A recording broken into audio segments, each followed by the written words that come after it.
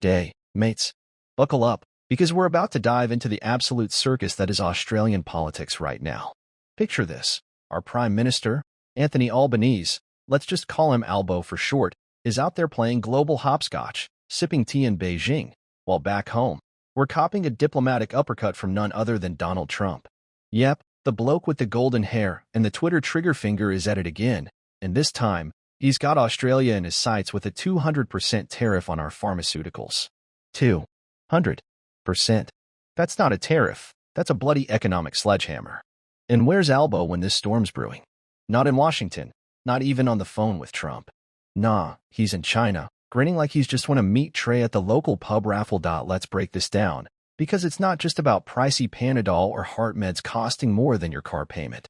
This is about Australia getting caught with its pants down in a global power play. Trump's out here flexing his America First muscles, and fair play to him, he's looking out for his own. But us? We're left scrambling because our fearless leader can't even score a sit-down with the man who could tank our economy with a single pen stroke. It's like showing up to a boxing match with a pool noodle. And don't get me started on the fact that Albo's made more trips to China in a year than I've made to Bunnings, and that's saying something. For visits to Beijing, 0 handshakes with Trump. That's not diplomacy. That's a bloody geopolitical ghosting. Now, I'm not saying Trump's a saint. The man's about as subtle as a brick through a windscreen. But love him or hate him, he's playing the game, and he's playing it hard. He's given us a heads up, maybe a year, maybe 18 months to sort our mess out before these tariffs hit. And what's Albo doing? Acting like it's just another Tuesday.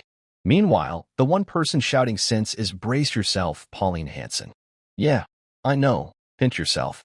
Front bench seems too scared to admit. Albo's got a soft spot for China, and it's starting to look like a strategic blind spot.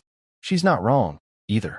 We're so busy cozying up to the dragon that we've forgotten how to stand our ground with Uncle Sam, our supposed mate, who's now aiming a trade bazooka right at our medicine cabinet.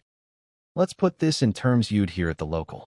Imagine your best mate keeps ditching your barbecue to hang out with someone you don't even trust. Now imagine that mate's also in charge of your rent, your groceries, and your doctor's scripts.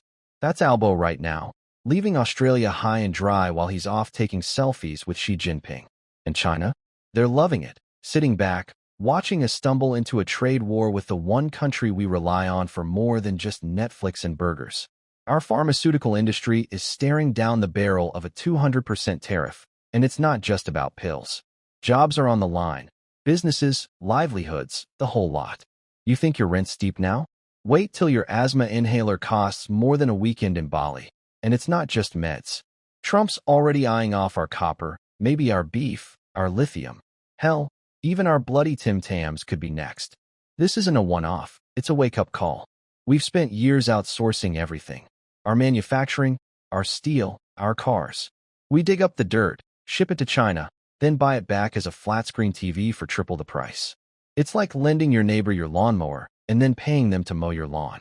And now, when the world's superpowers start throwing punches, we're left with no leverage, no plan, and a prime minister who thinks a photo op in Beijing is going to save us. Here's the kicker. This didn't have to happen. We could have rebuilt our manufacturing, invested in our own backyard, made sure our supply chains weren't at the mercy of global bullies. But instead, we chased cheap imports, kissed up to every trade deal going, and hoped the world would play Nick.